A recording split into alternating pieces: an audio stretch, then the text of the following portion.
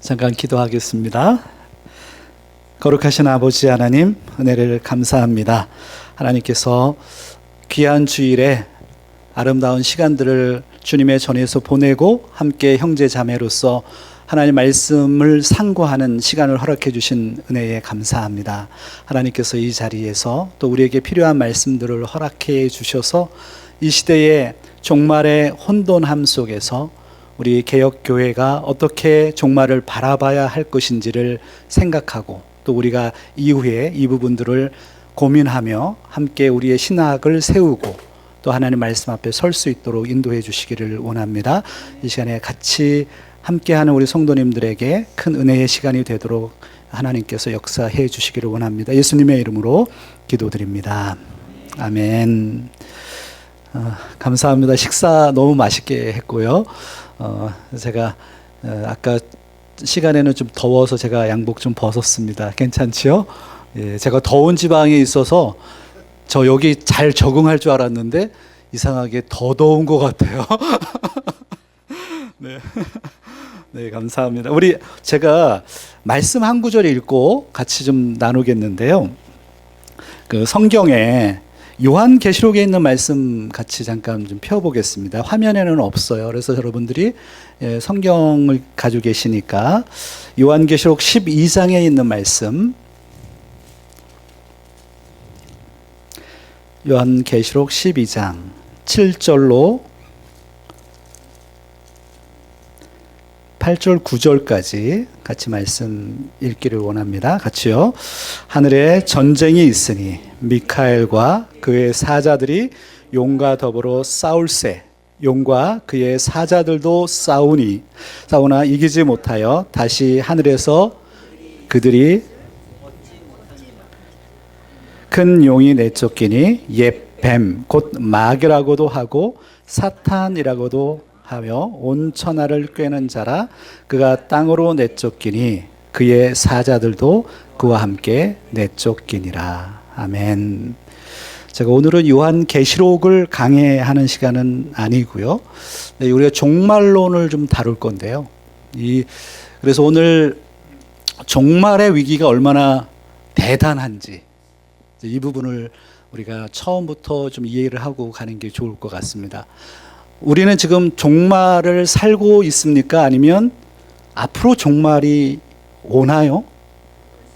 예, 우리 개혁교회 신학은 그거죠. 우리는 종말을 살고 있다. 근데 오늘날 많은 교회에서 개혁교회에서는 이 종말을 이제 우리가 아시는 대로 예수 그리스도의 초림 때부터 해서 예수 그리스도의 재림 때까지의 그 긴 기간에 하나님께서 종말의 시간 속에서 그리스도를 어떻게 우리가 믿고 살아가는지가 중요한 종말을 사는 개혁교회의 신앙들인데 요즘 종말론의 위기는 어떤 것이냐 하면 종말이 아직 찾아오지 않았기 때문에 굉장히 가깝게 미래적이라고 보는 거예요. 그래서 그 종말론에 대한 이 위기가 교회를 굉장히 많이 흔들고 있습니다. 현대 교회의 종말론의 위기가 주로 이런 거죠. 목사님 이제 설명을 하셨는데 제가 좀 설명을 좀 드릴 거고, 그래서 일단은 우리가 교회는 영적인 전투하는 곳이라는 것을 꼭 기억할 필요가 있습니다.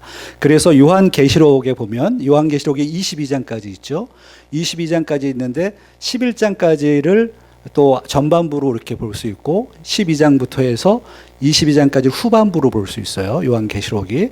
그래서 12장부터 14장까지가 이 일곱 나팔, 일곱 대접 심판이 요한계시록에 있어요. 그래서 요 심판이 어떻게 이루어지고 있고 그 사이에 하나님의 교회는 어떻게 신앙생활을 해야 되는지, 그리고 하나님께서 구원받은 하나님의 백성들 14만 4천 명을 어떻게 구원해 내시는지를 설명합니다. 그러니까 종말의 시기에 교회가 어떻게 살아가야 되는지를 설명하는 것이 요한계시록의 사실 핵심 중에 핵심이에요. 그리고 15장, 16장, 17장, 18장 여기 가면은 바벨론이 용이 사탄이라고 오늘 되어 있죠. 사탄이 하나님을 대적하는 사탄이 바다 짐승, 땅 짐승들을 그러니까 자기 수하에 부릴 수 있는 악의 세력들을 통해서 교회를 어떻게 공격하고 미혹하고 하나님을 대적하면서 이 시대를 혼란스럽게 하는가. 그러나 하나님께서 그 바벨론이라고 하는 그 존재들을 어떻게 심판해 내시는지가 17장, 18장에서 다뤄져요. 그리고 나서 19장에 가면 그리스도께서 재림하시고 그리스도의 승리를 다룹니다. 그리고 나서 20장, 21장, 22장에는 그래서 새 하늘과 새 땅이 어떻게 이루어지는가 이런 문제를 요한계시록에서 다룹니다. 근데 이 요한계시록의 중요한 것은 무엇이냐면 교회가 영적인 전쟁을 하고 있다는 것을 깨닫는 거예요.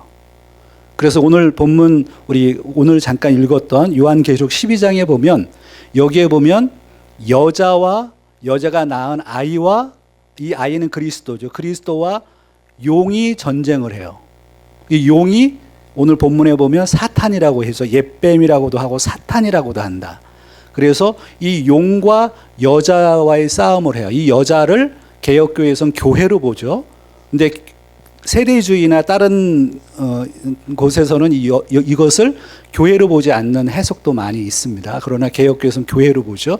교회와 사탄과의 전쟁, 그리고 그리스도와의 전쟁, 거기서 패배한 용이 땅으로 쫓겨나서 그래서 바다 13장으로 가면 바다 짐승과 땅 짐승, 그러니까 이게 용을 따르는 짐승들을 얘기하는 거죠. 그런 권세들, 그 권세들이 교회를 어떻게 괴롭히고 있는지, 그 안에서 우리 교회가 어떻게 존재해야 되는지, 어떻게 믿음을 인내로서 지켜야 하는지를 설명하는 것이 요한계시록의 메시지예요. 그런데 그러면 종말론을 우리가 어떻게 이해를 해야 되느냐?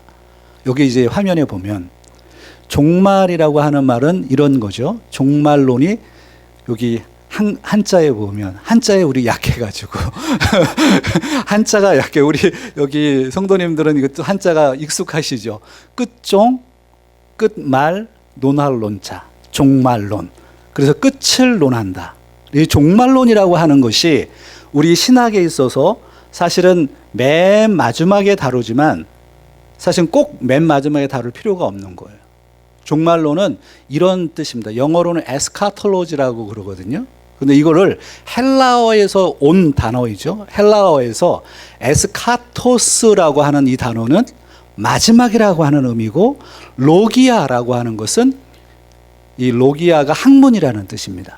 그러니까 마지막 될 일에 대한 학문이다, 이렇게 종말론을 정의해요. 그러니까 이게 종말론을 그렇게 이해하다 보니까 사람들이 어떻게 생각하느냐 하면 이게 끝에 있을 일이구나라고 생각하는 거예요.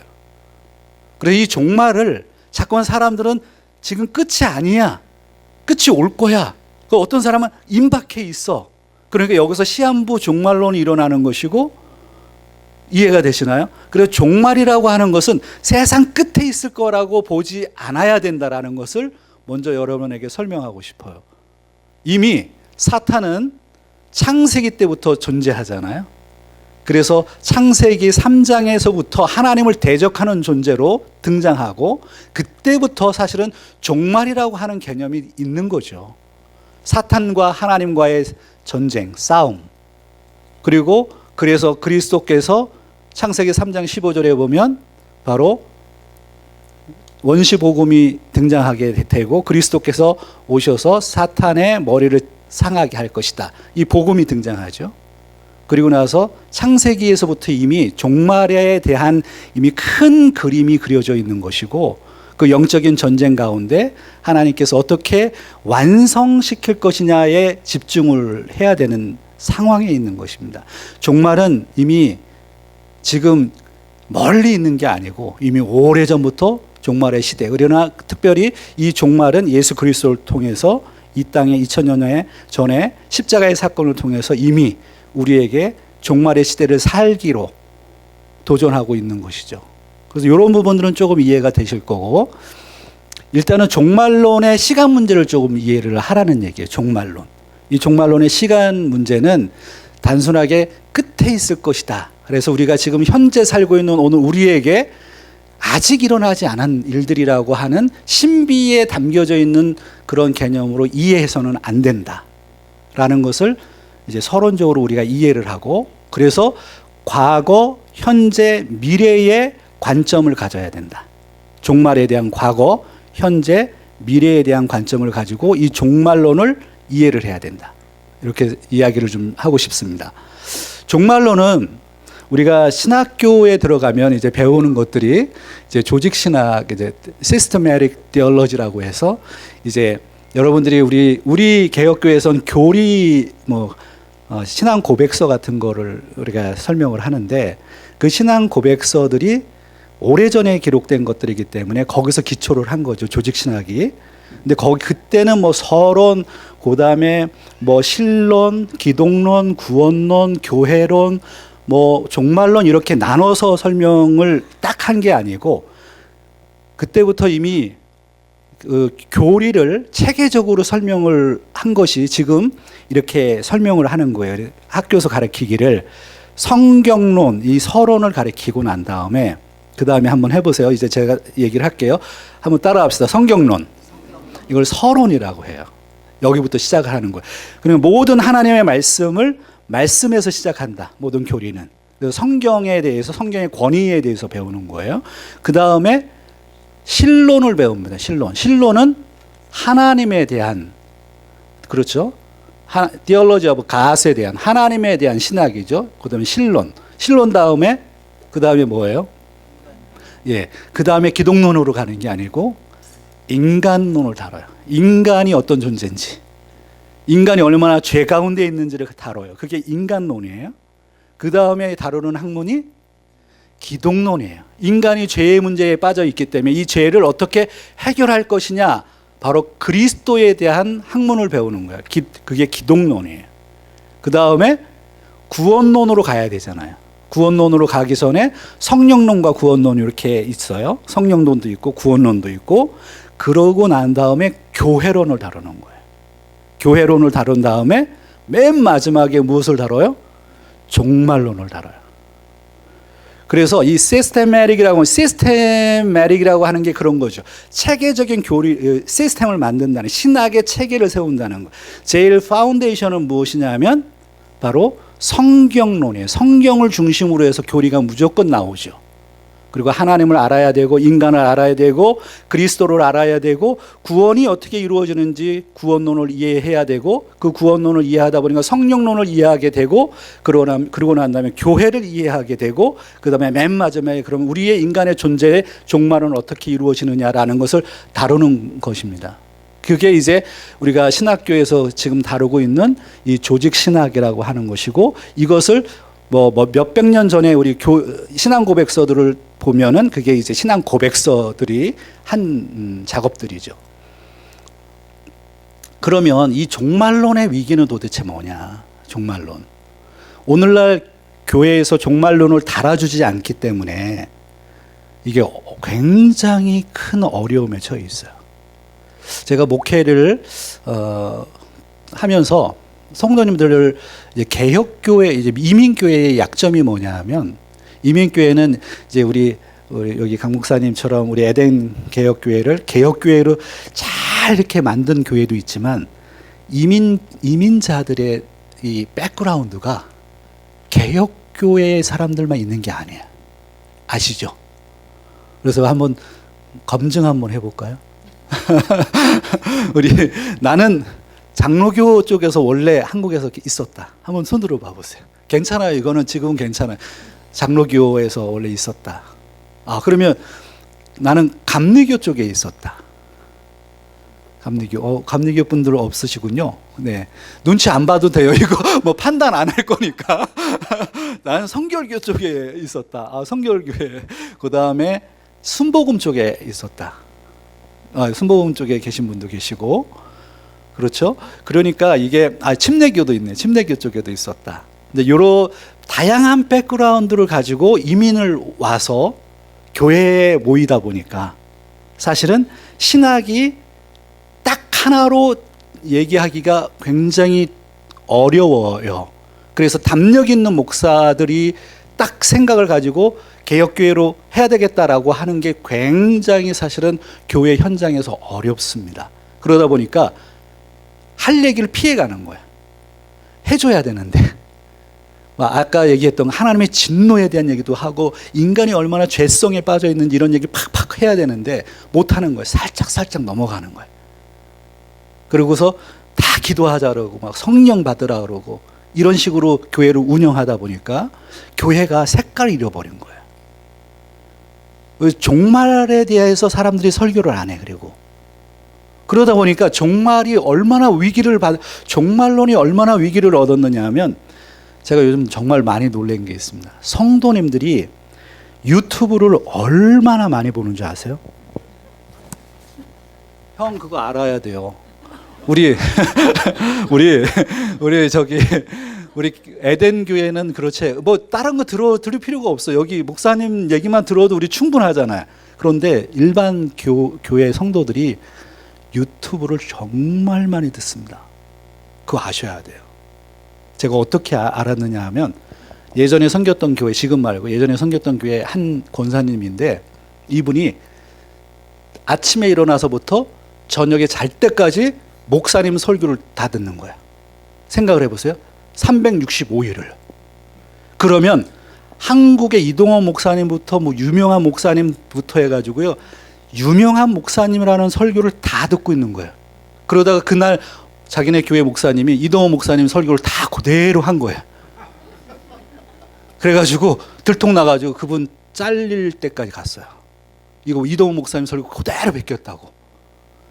성도들이 그렇게 무섭습니다. 근데 뭐 그런 거는 괜찮아. 근데 뭐가 문제냐면 요즘요.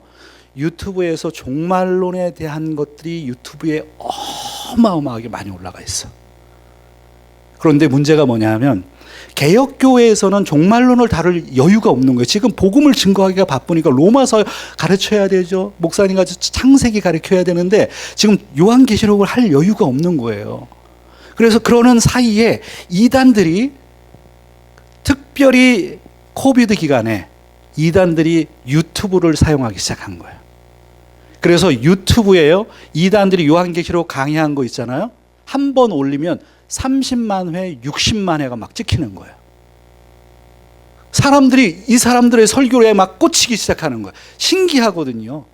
개혁교회에서 들어보지 못한 희한한 얘기를 하니까 사람들이 쏠깃쏠깃해가지고 성도들이 굉장히 많이 빠져 있어요. 그래서 지금 저는 그래서 우리 지금 엘센트로 하는 교회에 가서 토요일 날 요한계시록을 시작하게 됐어요. 그래서 지금 14장까지 나갔거든요.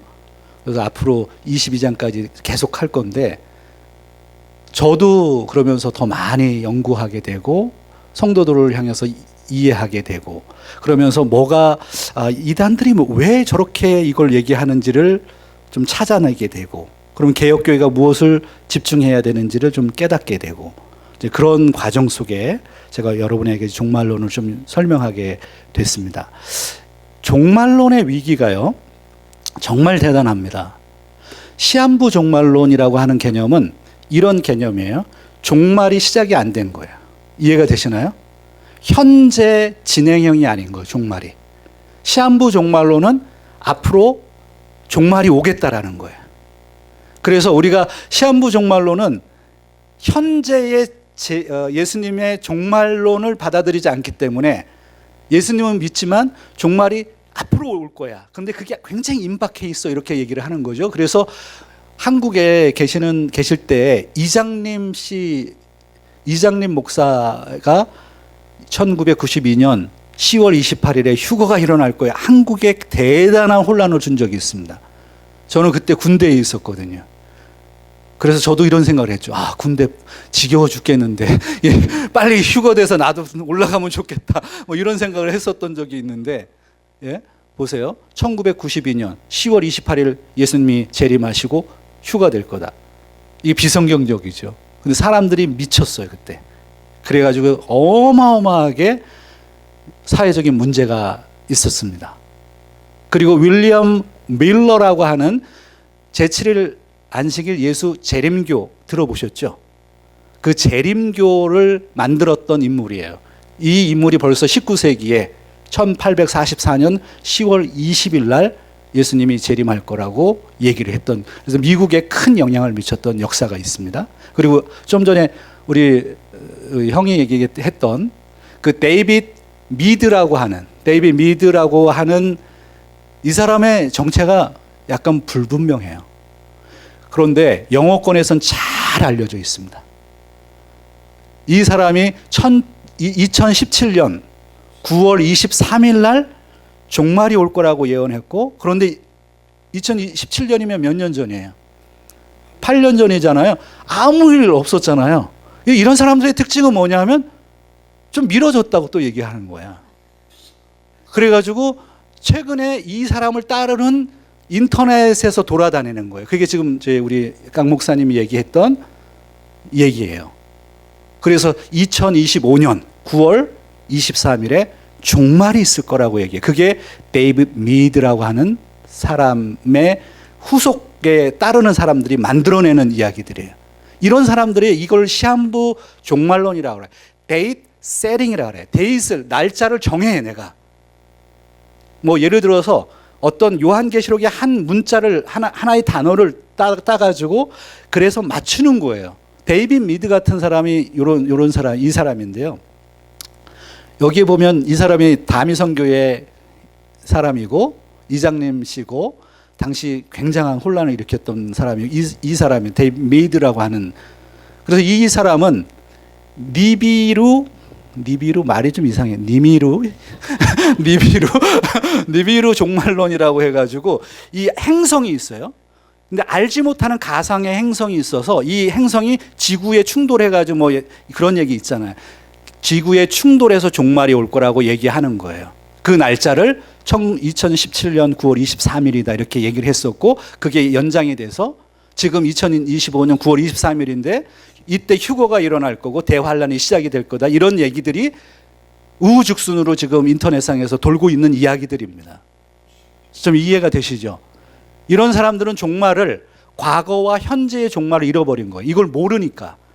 미래의 종말을 이해를 하고 이게 단순하게 언제라고 자기가 그렇게 얘기할 수 있다라고 생각하는 이런 놀라운 사이비 이단의 이런 역사들을 사람들이 믿게 되고 거기에 미혹된다라는 거죠. 이거는 백그라운드가 사탄이 하는 겁니다.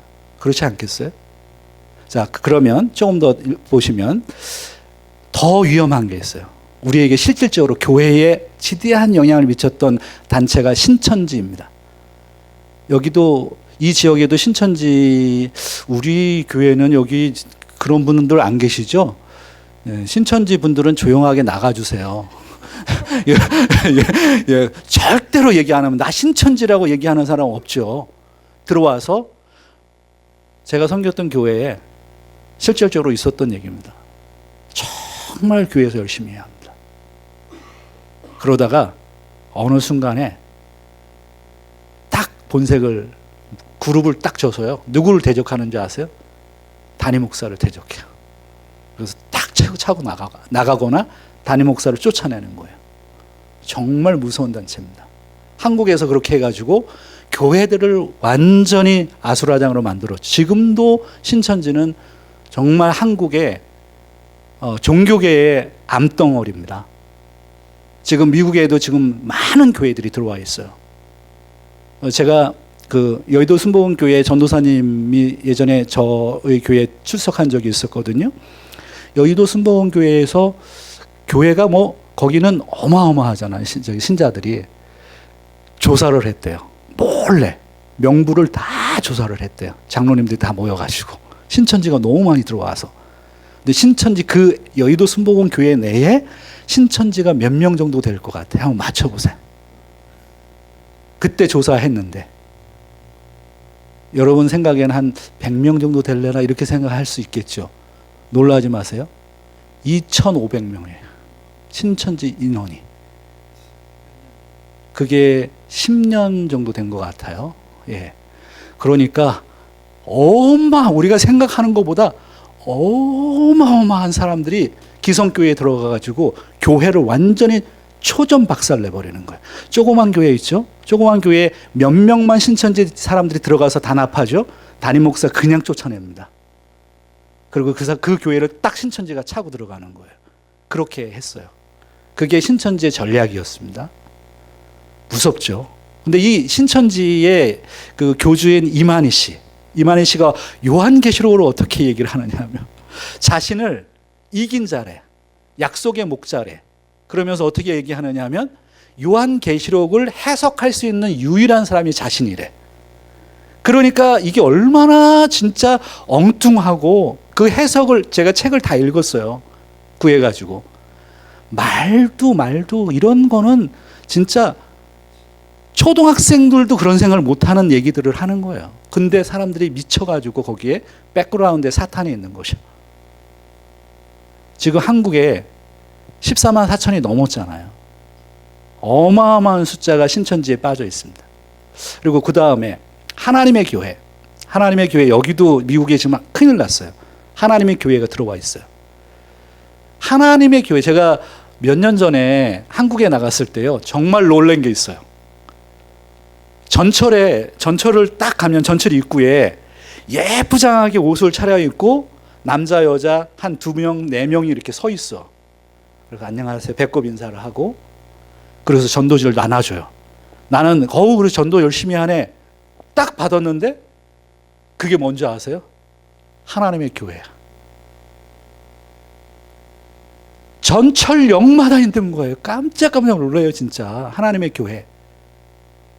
그래서 내가 생각이, 이제 우리 선배 목사를 만났거든요. 그래서 물어봤어요. 아니 목사님, 아니 기성교회에서는 전도를 안 하고 왜 이단들이 이렇게 전도를 하냐? 그랬더니 하시는 말씀이 뭔지 알아요? 우리가 전도지 가지고 전철에 가거나 전철역에 가면은 사람들이 다 손가락질하고 이단이라고 얘기한대. 그래서 전도를 못 한대요. 기성교회는 오히려 전도를 안 해. 그래서 그럼 누가 전도하느냐? 이단들이 전도를 하는 거예요. 그렇게 지금 한국이 어마어마하게 지금 이단들 때문에 완전히 기성교회가 무너져 있는 것을 보게 돼요. 하나님의 교회, 이 하나님의 교회 들어보셨어요? 하나님의 교회, 그러면 진짜 우리 기성교회 같은 개신교일 것 같이 느껴지잖아요. 이 하나님의 교회가 안산홍 씨가 만든 겁니다. 그리고 지금 이름을 바꿔서 하나님의 교회라고 하는데, 지금은 안산홍이 죽었잖아요. 그 다음에 장길자 씨가 자기가 여기 교주가 됐어요. 그리고 자기를 어머니 하나님이라고 부릅니다. 아니, 성경에 어머니 하나님이 어디 있어요? 그런데 사람들이 빠져가지고 어마어마하게 하나님의 교회가 지금 한국의 신천지 다음으로 정말 끈질깁니다. 성장을 급속도로 하고 있고요. 미국에도 지부가 전 세계에 퍼져 있어요. 하나님의 교회 조심하셔야 돼요. 자, 그 다음에 여호와의 증인은 미국에서 출발해 돼 있잖아요. 여호와의 증인은 14만 4천 명이 여기서 나온 거예요. 여호와 증인 14만 4천 명은 문자적인 거예요? 아니면 상징적인 거예요? 당연하죠. 우리는 그렇게 이해하죠. 14만 4천 명에 포함돼야 된다고 생각하는 거예요. 그래야지 자기들 단체가에 들어와야지 14만 4천 명만 구원을 받는다라는 거예요. 그게 원래 여호와의 증인의 교리고, 그걸 따른 게 누구냐면 신천지예요. 신천지가 지금 자기네들 14만 4천 명이라고 그래요. 근데 14만 4천 명이 넘어버렸네. 그러니까 이걸 또 바꾸는 거예요. 그래서 열심히 하는 사람들이 14만 4천 명 이렇게 바꾸는 거예요. 자꾸만. 이런 게 요한계시록의 14만 4천 명을 어떻게 해석하느냐, 문자적으로 할 거냐, 상징적으로 해석할 거냐, 이런 것들이 개혁교회가 관심을 갖고 또 해석을 해야 되는 부분입니다. 지금 요한계시록을 저는 요한계시록을 지금 강해 이제 하고 있기 때문에 제가 우리 성도들에게 어떻게 해주고 있느냐면, 하도 유튜브에서 난리를 치니까 성도님들이 유튜브에 많이 빠져 있어요. 정말입니다. 그래서 제가 연구를 굉장히 많이 합니다. 그래서 여기에다가 아예 풋노트를 다 달아드려요. 다 달아서 딱 주회를 제가 해서 한 번 강의할 때마다 막 10페이지씩 막 해가지고 성도들한테 아침에 다 나눠드려요. 그 이유는 뭐냐면 성도님들이 정말 한 명이라도 잘 깨닫기 원해서. 성도들은 그러한 설교를 못 들어요. 그리고 그런 건 별로 감흥이 없어. 유튜브에서 막 휴거를 얘기하고 임박한 재림을 얘기를 하고 그런 거에 혹한 거예요. 그래서 그게 정말 맞는 줄 알고, 그래서 성도들을 미혹하는 단체들이 지금 유튜브에 굉장히 많이 올라가 있습니다. 그래서 우리가 목사님들 한두 분만 얘기해도 여러분들이 들어본 목사님들이 있는데 제가 공개적으로는 그 얘기는 안 하겠습니다. 그래서 주변에 지금 요한계시록을 강의하거나 종말에 대한 설교를 하는 목사들이 유튜브에 굉장히 조회수가 많이 올라가 있는 것은 왜 그러냐 하면 하나님의 교회 신천지 성도들이 듣기 때문입니다. 그래서 서로 막 그걸 듣고 공격하고 막 이런 형태를 좀 보이고 있어요. 그래서 한번 설교를 하면 그 이단들이 설교를 하는 거예요. 이단들이 설교를 하면 30만 회, 60만 회 막 이렇게 찍어요. 정말 대단하게 혼란스러운 시대에 우리가 살고 있습니다. 이때 그러면 우리는 종말을 어떻게 이해해야 되느냐? 개혁교회에서 이런 문제들을 우리에게 좀 대두되어 있는 거죠. 자, 그 다음에 좀 보시면 그래서 이 그림을 좀 소개를 해 드릴게요. 우리가 개혁교회에서는 이게 구원도 그렇고 종말이라고 하는 개념, 특별히 예언을 이해를 할 때 이 예언을 이런 관점으로 이해를 해야 됩니다. 우리가 구약에 종말을 예언했잖아. 이사야, 예레미야, 에스겔, 다니엘 이런 선지서에서 종말을 예언을 했을 때 그것은 이러한 개념을 가지고 있는 거예요. 그래서 성경을 볼 때 예언적 원근 통시법이라고 하는 관점이 있어요. 한번 따라 해봅시다. 예언적 원근 통시법. 이게 이 prophetic foreshortening이라고 하는 개념이죠. 그러니까 이게 그런 거예요. 제가 이렇게 요거하고 이렇게 하면, 자 보시면 지금 여기에 구약이야. 이게 구약이에요. 구약에서 종말을 얘기했을 때 이스라엘이 심판받는 얘기를 하는 거예요. 그러나 이게 하나님이 선지서에 선지자들에게 얘기했을 때 그때 이스라엘의 심판만을 얘기하는 것이 아니고 하나님은 여기도 얘기하지만 더 멀리 종말을 얘기하고 있는, 끝에 세상 정말 끝날에 있는 종말까지도 얘기를 하는 거예요. 그러면 이렇게 보면 여러분들은 주먹이 하나가 보여요, 둘이 보여요? 이렇게 지금 나는 지금 주먹이 이렇게 두 개가 있잖아요. 근데 어떻게 보여요? 하나만 보이죠? 그죠? 구약을 볼 때 요거만 보는 거예요, 사람들이. 그런데 우리는 그렇게 봐서는 안 된다는 거예요. 하나의 사건을 얘기를 하지만 옆으로 보면 어떻게 되어 있어요? 두 개로 보이죠. 그래서 구약의 관점은 성경을 해석하는 해석학의 원리이기도 해요. 그러니까 구약을 해석을 할 때 구약의 다니엘서에 얘기하는 뭐 환상들이 있고 이사야에서 얘기하는 종말에 대한 얘기가 있을 때 그것은 이스라엘의 심판과 당시 바벨론의 심판 이런 것을 다루고 있지만 역사의 정말 끝에 하나님의 나라의 승리를 얘기하고 사탄이 정복되는 심판을 얘기하는 것도 같이 얘기하고 있단 말이에요. 원근 통시법이라고 해서 같이 종말을 볼 수 있어야 되는 거예요. 그러니까 이것을 이해를 못하면, 그러니까 이것을 과거주의 해석이라고 하는 게 있어요. 그러니까 성경에 종말을 이해하고 종말을 해석을 할 때 요한계시록도 마찬가지죠. 요한계시록에 보면 과거주의 해석, 그 다음에 역사주의 해석, 그 다음에 과거주의, 역사주의, 그 다음에 이상주의 해석 이런 개념이 있어요. 이건 무슨 얘기냐면 과거주의라고 하는 것은 요한계시록이 지금부터 언제 기록이 된 거죠? 2000년 전에 사도 요한이 기록을 한 거잖아요.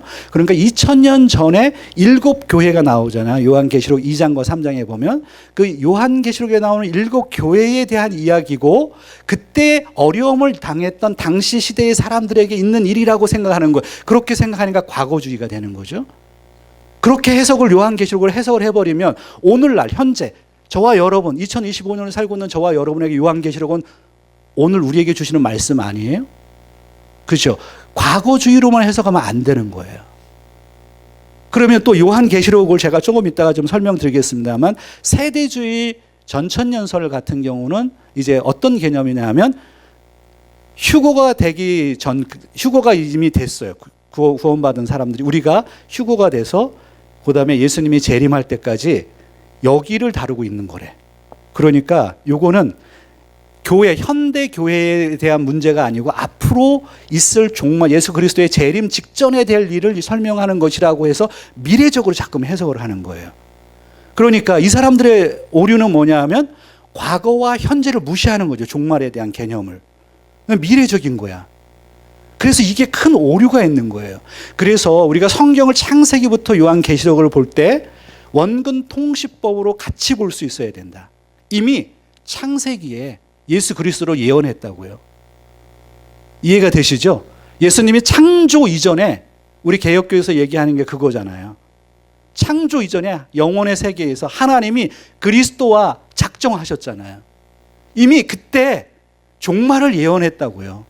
창세기에 이미 종말을 같이 보는 거예요. 창세기와 함께. 그러니까 종말은 끝에 있는 일이 아니고 이미 과거의 일이고 지금도 이루어지고 있는 일이고 앞으로 완성될 일이라고 하는 원근 통시법으로 전체를 같이 볼 수 있는 영적인 시각이 필요해. 해석의 원리인 거야. 이거를 이해하지 못하니까 요한계시록을 자꾸만 과거다, 미래다 이렇게 하다 보니까 시한부 종말론이 생기는 것이고 뭐 이런 얘기가 나오는 거예요. 요 그림 이해되시나요? 무슨 말인지? 종말을 이해하는 굉장히 중요한 해석법입니다. 예언적 원근 통시법. 자, 그 다음에 그레고리 베일이라고 하는 이분이 누구냐 하면 요한계시록의 주석을 쓴 목사님인데 저기 웨스트민스터 신학교 들어보셨죠? 근데 웨스트민스터 신학교에가 두 개가 있어요. 필라델피아가 이제 본점 뭐라 그래요? 본교. 예, 제가 도넛을 좋아해가지고 예, 본교고 여기에 이제 에스컨디도 가보셨나요? 거기에 웨스트민스터 신학교가 분교가 있어요. 근데 이분은 본교에 지금 요한계시록을 가르치고 신약학 교수입니다. 그레고리 비일이 굉장히 중요한 인물이에요. 이분의 주석서가 지금 우리 개혁교회에서는 반드시 읽어내야 될, 모든 게 다 맞는 건 아니지만 굉장히 중요한 학자 가운데 하나입니다. 현재 이분이 한 얘기예요. 한번 읽어볼까요? 같이요. 시작. 오늘날 지나치게 예수의 재림을 중심으로 요한계시록을 해석하는 전통적인 입장의 불균형을 해소시키고 예수님의 십자가 사건을 중심으로 이미 시작된 종말에 대한 강조점을 요한계시록에서 발견해야 한다. 굉장히 중요한 메시지입니다. 여기에 위기가 다 있는 거죠. 오늘날 예수님의 재림에 너무 집중되어 있다는 거예요. 일반 사람들, 성도들이. 그래서 예수님의 재림만 하면은 와. 그래서 예수님의 재림 2025년 9월 23일 그때 예수님이 재림해 이러니까 와. 뭐 유튜브에 계속 SNS에다가 막 계속 올리는 거예요. 그래가지고 지금 난리가 나는 거잖아요. 예수님이 재림한다고 하니까. 우리가 예수님의 재림을 믿어야 돼요? 안 믿어야 돼요? 믿어야죠. 근데 잘 믿어야죠. 잘 믿어야지. 예수님의 재림을 날짜를 제한할 수 있어요, 우리가? 우리 날짜를 얘기하는 사람들은 시한부 종말론자들입니다. 절대로 날짜를 맞출 수가 없는 겁니다. 그거는 누구의 권한이에요? 하나님의 권한이죠. 예수님의 재림이 신기하고 이 재림을 사람들이 사모하고 그래서 막 유튜브에 보면요 이런 설교 올라가면 막 60만 찍는 거예요. 그게 뭐냐면 예수님의 재림을 준비하라, 임박한 휴거를 기대하라, 막 이런 거 있어요. 설치해 보세요. 기가 막히게 조회수들이 많습니다. 목사님들이 이런 거 설교한다고. 그러니까 이게 지금 얼마나 지금 교회가 혼돈의 상태에 있는지, 홍수와 먹을 물이 없는 그런 시대에 있는지 아시겠죠? 종말론의 관계에서. 종말론을 이해할 때 종말론의 형태가 있어요. 종말론의 현재성과 미래성을 강조하기 시작을 했어요. 지금부터 약 100년 전부터 여기에 현재적 종말론이라고 하는 이 사람들 이름을 좀 봐보세요. 알브레이트 리처, 아돌프 폰 하르나, 이런 사람 다 독일 신학자예요. 독일이 자유주의 신학의 근원인지는 아시죠? 독일에서 개혁교회가 시작이 됐지만 또 지금은 시대가 한참 지나면서 자유주의 신학의 근원지가 돼버린 게 독일입니다. 거기 학자들이 대단한 연구를 하기 시작했고, 이 사람들이 예수 그리스도의 역사적, 그러니까 예수님의 신성을 떨어뜨리기 시작, 이걸 무너뜨리기 시작한 겁니다. 그러면서 하나님의 나라라고 하는 개념을 이제 이렇게 생각을 한 거예요. 종말이라고 하는 것은 하나님의 나라를 이해하는 겁니다.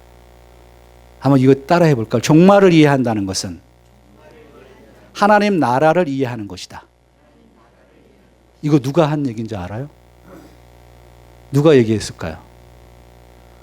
제가 했어요, 제가. 그런데 이거 들어보면 별거 아니거든. 그렇거든요. 잘 생각해봐요. 종말을 이해한다는 것은 무엇을 이해하는 거라고요? 하나님 나라를 이해하는 것이다. 이거 여러분도 할 수 있는 얘기예요. 근데 항상 얘기하자. 책으로 한번 먼저 내야 돼. 제가 그래서 2000년도에 2021년인 것 같아요. 그때 하나님 나라가 나를 춤추게 한다는 책을 쓴 게 이게 하나님 나라에 대해서 설명한 거예요. 종말과 하나님 나라에 대해서 설명한 거예요. 제가 지금까지 15권의 책을 썼거든요. 안 놀라시네요. 아무튼 저는 이제 그런 거는 아니고요. 근데 아무튼 제가 정말 공들여서 썼던 책이 그 책인데, 그 책에 하나님 나라를 이해하는 게 종말을 이해하는 거예요. 하나님 나라는 종말의 시작인 거예요. 하나님 나라의 시작이. 그래서 마가복음 1장 15절에 예수님이 마가복음, 마태, 마가, 누가, 요한이 있잖아요. 그러면 마태복음은 예수님의 무엇을 강조하죠? 왕의 신분을 강조하고, 마가복음은요? 종의 신분을 강조하고, 그 다음에 누가복음은 인성을 강조하고, 요한복음은 신성을 강조하잖아요. 그러면 이거 하나 또 물어볼게요. 좀 더 깊이 들어가서. 그러면 예수님의 어린 시절을 강조했던 곳이 어디죠? 누가복음이잖아요. 인성을 강조하려니 누가복음이 어릴 때부터 다 기록되어 있잖아요. 그러면 마가복음은요? 어릴 적의 사건이 하나도 없어. 바로 예수님의 공생애의 선포로 시작해요. 맞죠? 마가복음이에요. 그럼 마가복음 1장 15절에 마가복음 1장 15절에서 얘기하는 첫 번째 예수님의 메시지가 뭔지 아세요? 그게 하나님의 나라인 거예요. 때가 찼다. 회개하고 복음을, 때가 찼다. 하나님 나라가 가까웠으니 회개하고 복음을 믿으라. 때가 찼다. 하나님 나라가 가까이 왔다. 그러면 여기를 예를 들게요. 하나님 나라가 가까이 왔다라는 것은 왔다는 거예요. 앞으로 온다는 거예요. 예, 한번 얘기해 보세요. 뭐예요, 그게? 왔다는 거예요. 헷갈리죠? 그렇죠? 앵기조라고 하는 헬라어 단어예요. 가까이 왔다. 그럼 이렇게 설명을 할게요. 제가 여기 10시 반에 왔단 말이에요. 우리 에덴교회에 오늘 10시 반에 왔는데 주차장에 딱 도착했어. 근데 아직 본당까지는 안 왔어. 그러면 나는 에덴교회에 온 거야, 안 온 거야? 헷갈려요, 그거? 내가 에덴교회 주차장에 파킹했을 때 에덴교회에 온 거야, 안 온 거야? 온 거죠. 근데 어디까지 아직 안 온 거예요? 본당까지 안 온 거예요. 이해가 되시나요? 예수님이 왔다, 가까이 왔다라는 것은 예수님이 지금 얘기하는 거죠. 예수님을 통해서 하나님 나라가 이미 왔다는 거잖아요. 그죠? 그런데 완성되어 가서 완성이 아직 안 됐다는 얘기예요. 그러니까 이미 왔고 already but not yet, 완성되지 않았다라는 거예요. 하나님 나라는 이미 와 있고 그러나 아직은 완성되지 않았다라고 하는 구도를 이야기하는, 이게 종말을 이해하는 굉장히 중요한 키워드고 우리 개혁교회가 보는 성경의 해석의 원리 가운데 하나예요. 이거를 이해해야지 종말을 제대로 정리할 수가 있어요.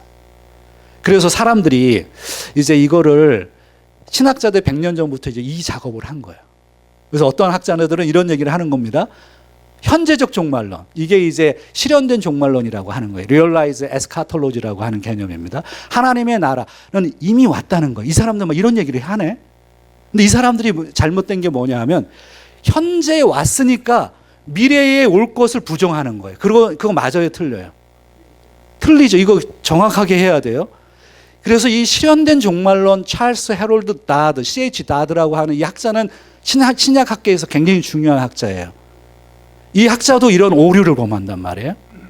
그리고 이 철저 종말론이라고 하는 건 뭐냐면 consistent eschatology라고 하는 이 말은 뭐냐면 미래야. 철저하게 미래라는 거. 하나님 나라는 현재랑은 관계가 없다는 거예요. 그러면 현재성을 부정하는 거예요. 그러니까 지금 1, 2, 3에 있는 것들은 자유주의 신학에서 얘기한 거예요. 그게 벌써 100년 전에 종말을 건드리기 시작하는 거예요.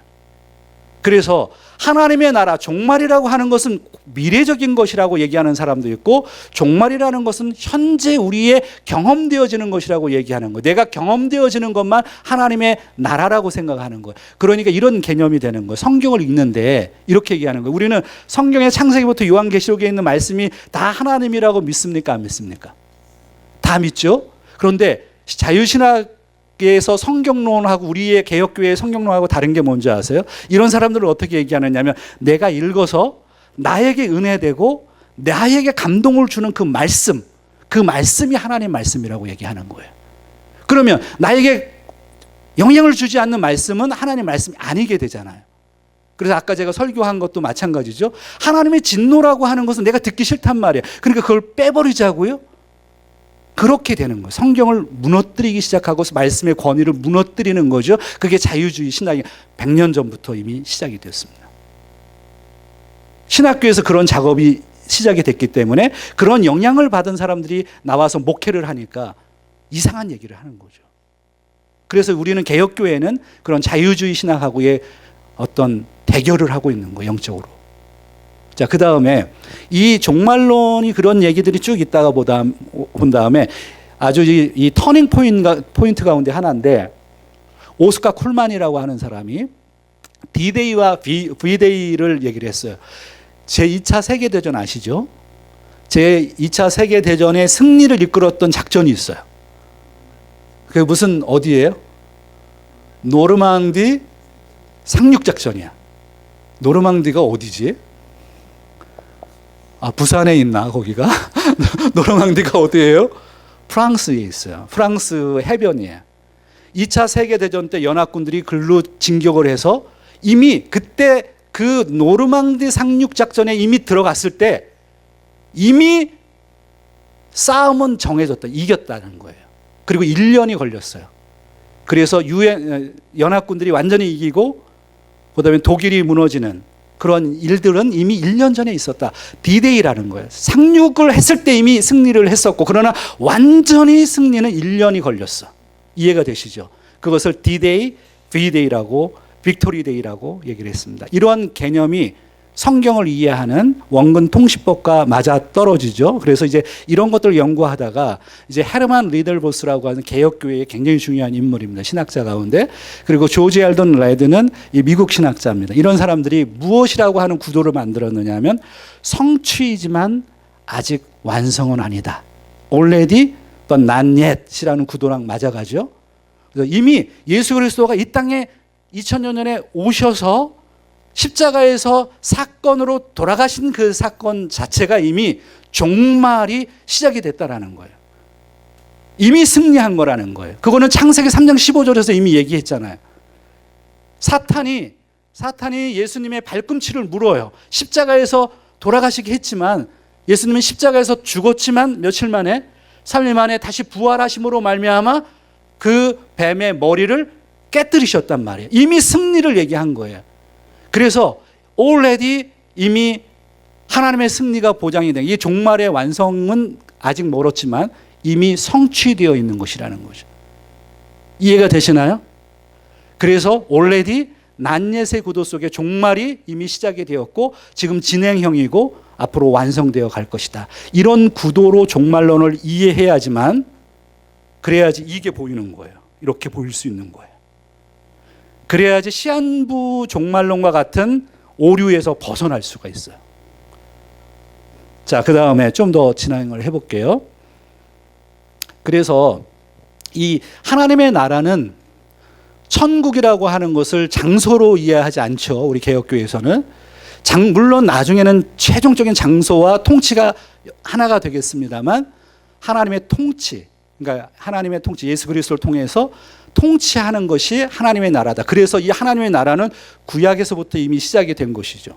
하나님의 통치가 이루어지니까, 있으니까. 그래서 신약, 예수님의 초림, 예수님의 재림, 이게 큰 그림으로 하나님의 통치, 하나님의 나라가 지금 진행되고 있는 것이고, 이미 지금 종말은 시작이 되었고 이미 진행되고 있고, 우리는 그 종말 가운데 살고 있고 종말의 완성을 향해서 나아가고 있는 것이죠. 이해되시죠? 자, 이런 그림도 이해하는 게 필요하겠습니다. 자, 그 다음에 이제 청년왕국설을 좀 설명하고 제가 오늘 좀 강의를 정리를 해 보겠습니다. 잘 따라오시죠? 네. 아유, 벅차네요. 그래도 여러분들 잘 따라오시는 것 같아서 예, 감사합니다. 천년왕국설 들어보신 분이요? 천년왕국설. 아, 그래, 안 들어보신 분들도 꽤 많으시네요. 근데 이게 아마 이렇게 강의는 안 했어도 뭐 조금씩은 아마 들으셨을 텐데 정리가 안 될 수가 있어요. 지금 종말론에 굉장히 큰 도전이 뭔지 아세요? 세대주의입니다. 세대주의 들어보셨나요? 예, 세대주의. 천년왕국설이라고 하는 게 뭐냐? 밀레니얼리즘. 우리가 2000년 세대 사람들을 뭐라고 부르죠? 밀레니엄? 예, 밀레니얼 제너레이션. 그러니까 우리 자녀들이 이 21세기에 살아가는 사람들이라는 천년 때 태어난 아이들, 1000년, 2000년 이렇게 1000년 때 태어난 아이들, 이게 밀레니얼이라고 하는 그런 개념을 쓰죠. 이 단어가 천년 왕국이라는 단어가 밀레니얼리즘이라고 하는 거예요. 천년 왕국주의, 천년 왕국설 이렇게 표현을 합니다. 학문적으로. 여기에 이런 개념이 있습니다. 이 개념이 왜 생겼느냐? 요한계시록 20장에 보면 천년 왕국이라고 하는 단어가 나와요. 이거를 사람들이 너무너무 오해를 많이 하기 시작한 거예요. 한번 같이 읽어보도록 하죠. 같이 읽겠습니다. 또 내가 보매 천사가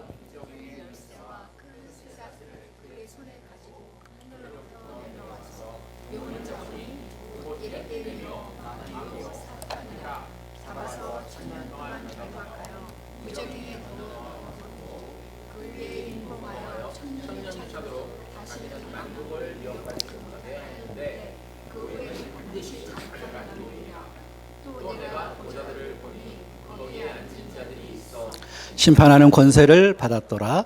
또 내가 보니 예수를 증언함과 하나님의 말씀 때문에 목배임을 당한 자들의 영혼들과 또 짐승과 그의 우상에게 경배하지 아니하고 그들의 이마와 손에 그의 표를 받지 아니한 자들이 살아서 그리스도와 더불어 1000년 동안 왕노릇하니 그 나머지 죽은 자들은 그 1000년이 차기까지 살지 못하더라.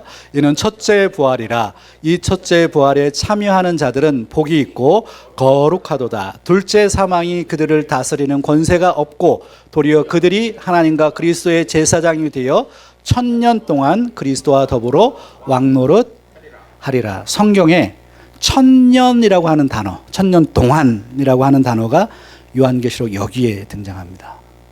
다른 곳에 나오지 않습니다. 그런데 이게 너무나도 미스터리얼하고 완전히 요한계시록 22장 바로 전에 20장에 나오기 때문에 이거를 사람들이 미스터리얼하게 해석하기 시작한 거예요. 그런데 종말론이 꼬이기 시작한 거예요, 사실은. 이걸 도식화시키고 싶어 하는 거예요. 그래서 이런 도식을 사람들이 만들기 시작했습니다. 이게 학자들이 만들어낸 것이고 이게 이제 성도들이 영향을 받기 시작을 한 거죠. 보여드리면 천년 왕국에 이런 게 있어요. 한번 요거는 봐보세요. 제가 설명을 드릴게요.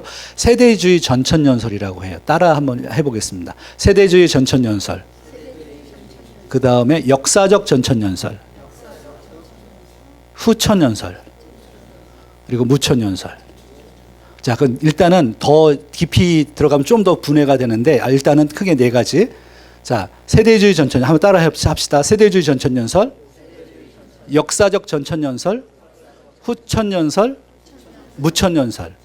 그러면 요거 이제 일단은 전천년설이 두 개잖아요. 세대주의 전천년설, 역사적 전천년설. 그러니까 전천년설이 있고 후천년설이 있네. 무천년설은 좀 이따가 설명하고 전천년설이 있고 후천년설이 있네. 왜 이런 터미널로지, 이런 용어를 전문 용어를 만들었느냐? 무엇이 중심이 되는 거예요? 천년 왕국이 중심이에요? 재림이 중심이에요? 예, 재림이 기준이에요. 재림을 기준으로 해서 전에 천년이 있는 거냐, 재림을 기준으로 해서 후에 천년이 있는 것이냐에 따라서 터미널로지가 만들어진 겁니다. 이해되시나요? 예. 그러면 요 보세요. 이거예요. 자, 그리스도의 재림이 있어요. 재림이 있으면 재림을 기준으로 해서 어떤 사람들은 재림 전에 천년 왕국이 있을 거라는 거예요. 천년 왕국이 끝난 다음에 재림하니까 후천년설이 되는 거죠. 맞나요? 맞죠? 재림이 중심이라 그랬잖아요. 전후가 무엇을 기준으로 한다고? 재림이란 말이에요. 그러니까 재림한 다음에 천년왕국이 있으니까 이게 천년왕국 전에 재림하니까 전천년설이라는 거예요. 자, 다시 한번 저도 헷갈리네요. 여러분들 이게 자, 정신 똑바로 차립시다. 자, 재림이 기준이야. 재림이 기준으로 천년왕국이 먼저 있은 다음에 재림하니까 후천년설이 되는 거예요. 이해가 되시죠? 재림이 기준이에요. 그러니까 재림이 한 다음에 천년왕국이 있으니까 천년왕국 전에 재림하잖아요. 전천년설이라고. 이해되셔서 터미널로지? 예, 이해가 되시죠? 반은 이해가 안 됐는데 아무튼 좀 더 들어보세요. 그래서 이게 천년왕국 재림을 중심으로 전에 천년왕국이냐 후에 천년왕국이냐 이런 개념을 생각하게 된 거예요. 여러분 이게 얼마나 논리의 모순이 있는 건지 아셔야 돼요. 아까 얘기했잖아요. 종말은 이미 시작됐어요? 시작 안 됐어요? 이미 시작됐는데 이게 무슨 소용이 있어요? 이해가 되세요? 이거를 이해하면 이게 얼마나 엉터리인 줄 알아야 돼요. 이 도식이. 자, 다른 거 보세요. 자, 역사적 전천년설은 재림이 몇 번이에요? 자, 그 다음에 후천년설은? 자, 무천년설은? 한 번이 정답이에요? 나오잖아요. 예수님의 재림은 한 번 해요? 두 번 해요? 근데 이렇게 세대주의들은 한 번이라고 보지 않아요. 그래서 문제가 생기는 거예요. 저기 보면 그리스도가 공중으로 재림한대요. 첫 번째. 공중에, 그래서 이게 데살로니가 4장에 보면은 나팔을 불면서 천군 천사와 함께 할 때 들림 받는다 이런 휴거가 거기서 나온 거잖아요. 우리는 개혁교회에서는 휴거라는 말을 쓰지도 않습니다. 근데 이제 참고로 이렇게 휴거라고 하는 단어를 쓰는 거죠. 휴거가 된다는 거예요. 그러니까 이 사람들이 세대주의에서는 무엇을 얘기하느냐 하면 예수님이 공중으로 미리 공중에 재림한다는 거예요. 공중에 재림해서 믿는 자들이 다 공중으로 들림 받잖아요. 휴거가 돼서. 그럼 이 땅에는 뭐가 남아요? 누가 남아요? 안 믿는 사람들이 남잖아요. 그리고 이스라엘 백성들이 남아요. 그래서 이 사람들 강조를 뭐를 하느냐 하면 요 기간 동안에 공중 재림하고 그다음에 예수님이 지상 재림하는 그 기간 동안에 특별히 7년 대환란을 강조하고 그 기간 동안에 이스라엘이 회복될 것이라고 얘기하고 그리고 강력한 대환란에 처해서 그리고 그러면 여기서 이 논리를 따지면 그러면 물어봅시다. 교회잖아요. 믿는 사람들이 교회잖아요. 교회가 지금 환란을 면한 거예요? 안 면한 거예요? 이 사람들의 주장은. 그렇죠. 이게 세대주의에서 강조하는 겁니다. 그래서 유튜브에서 왜 인기인 줄 아세요? 그런 얘기가. 우리가 예수님을 믿어야지 휴거가 돼서 이 땅에서 환란을 피합니다. 그러니까 사람들은 아멘 하는 거예요. 왜? 환란에서 피해야 되니까.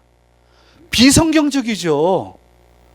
환란을 만나나 담대하라고 얘기하잖아요. 성경에서 환란을 만난다고요. 그리스도인들이. 환란 가운데 있는 거예요. 교회는. 환란을 면하는 게 아니에요. 근데 이 부분을 교묘하게 얘기를 해서 공중재림과 지상재림을 나눈 거죠. 그러다 보니까 이 사람들은 이 7년 대환란이 지금 아직 예수님 재림 전에 7년이잖아요. 문자적으로 해석을 하니까. 그러니까 아직 이게 미래적인 사건인 거예요. 이해가 되시죠? 상당한 비성경적입니다. 그런데 이 세대주의를 믿는 사람들이 지금 현대 교회들이 목사님들과 신학자들이 굉장히 많이 늘어나고 있어요. 그래서 교회가 혼란한 거예요. 이해가 되시나요, 조금? 자, 그 다음에 더 많은 얘기를 해야 되는데 시간이 없어요. 제가 빨리 끝내드려야 될 것 같아요. 역사적 전천연설은 한국에서 박형룡 박사님, 박윤선 박사님은 예전에 우리 강 목사님이나 저나 그런 한국의 아주 전통적인 목사님들 사상을 많이 배우고 공부를 했어요. 그게 벌써 50년 전의 얘기입니다. 그때는 미국도 그렇고 역사적 전천연설이 굉장히 인기를 얻었습니다. 여기 보면 예수님이 한 번 재림하잖아요. 그거 맞잖아요. 그리고 앞에 보면은 뭐 전 3년 반, 후 3년 반 해가지고 요한계시록에 보면 42달, 1260일 나오고 뭐 한때, 두때, 반때 나오고 그러니까 3년 반이 문자적으로 탁탁 떨어지니까 이것을 7년으로 계산하고 7년 대환란 얘기하고 전 3년 반, 후 3년 반, 아, 이게 성경에 맞네. 그렇게 하고서 예수님이 재림한 다음에 심판이 있고 막 이런 얘기를 하기 시작한 거예요. 근데 이게 일단은 여러분 이걸 한번 물어볼까요? 천년왕국이라고 하는 게 예수님이 재림한 다음에 천년왕국이 필요해요? 한번 물어봅시다. 아니 천년왕국이 있은 다음에 백보자 심판이 있은 다음에 그 다음에 천국으로 가고 그 다음에 지옥으로 가게 돼 있잖아요. 예수님이 재림한 다음에 천년의 왕국이 있잖아요. 이게 문자적인 걸 얘기하는 거예요. 이 사람들은 천년이 어마어마하게 긴 시간입니다. 안 그래요? 아니 예수님을 우리는 기다리는데 예수님이 재림하면 끝나야지. 아니 또 천년이 또 기다려요? 이건 말도 안 되는 거예요. 이거는. 아니 상식적으로 생각을 해보세요. 예수님이 재림하면 끝나야지. 거기서 우리는 예수님 재림을 기다리는데 천년 왕국을 기다리는 거예요? 예수님 재림하는 걸 기다리는 거잖아요. 그리고 그 예수님이 재림하는데 천년 왕국이 또 있는다는, 난 그러면 이거 신앙이 난 너무 회의적이네. 안 그래요, 여러분? 그러니까 이게 얼마나 잘못된 도표인지 아시겠어요? 이런 도표로 요한계시록을 꿰찬다고요? 지금 이것 때문에 사람들 얼마나 혼란한 줄 아세요? 천년 왕국이라는 것, 이 천년이라고 하는 단어를 문자적으로 해석을 하기 시작하니까 이 천년 왕국을 재림에 짜 맞추는 거예요. 앞에 천년이 있는 건지 후에 뒤에 있는 건지. 아니 천년이, 아유 그거 너무 그렇죠. 자, 그 다음에 후천년설은 보세요. 후천년설은 예수님의 재림이 있기 전에 몇 년이 있어요? 천년왕국이 있대. 그러면 예수님이 초림하셨잖아, 2000년 전에. 그리고서 1000년 동안 아무 의미가 없네? 이미 벌써 1000년이 또 지났잖아. 무슨 말인지 알아요? 그렇죠? 예수님이 재림한 게 의미가 없잖아. 그게 아니 천년왕국이 아니라며, 거기 왕국이 아니라며, 하나님 나라가 아니라며. 그렇죠? 그 의미가 되는 거잖아요. 천년왕국을 그러니까 문자적으로 이해를 하니까 이런 오류를 범하는 거예요. 그래서 이런 사상은 언제 발생이 됐느냐 하면 천년왕국은 이 시대가 좋아질 거라고 생각하는 거예요. 좋아져가지고 하나님이 예수님이 재림할 거라고 생각하는 거예요. 이때는 언제냐 하면 우리 청교도가 영국에서 미국으로 건너왔잖아요. 그런 다음에 미국에 와서 목사들이 막 전도를 하니까 사람들이 막 좋아지는 거예요. 그때 사람들이 깨닫기 시작한 거예요. 와, 교회가 세상이 완전히 왕국이 될 수 있구나. 평화를 추구할 수 있구나. 이렇게.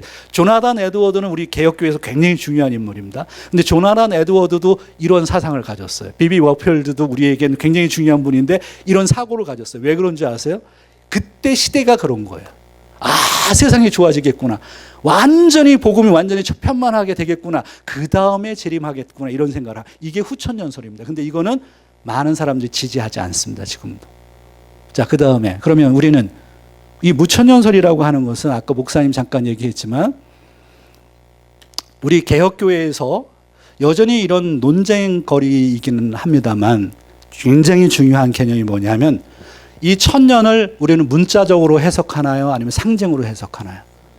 상징으로 해석하죠. 성경이 문자적으로 해석해야 될 게 있고 상징으로 해석해야 될 게 있는 겁니다. 모든 거를 문자적으로 해석하다 보면 성경이 어떻게 문자로 다 맞을 수가 있어요. 천년이라는 것을 시대의 천년으로 생각하니까 이런 오류를 범하는 건데, 그래서 이 무천년설이라고 하는 개념은 어떤 개념이냐 하면 천년이 없다라는 거죠. 무잖아요. 무. A 밀리언이즘이 이거잖아요. A가 없다라는 겁니다.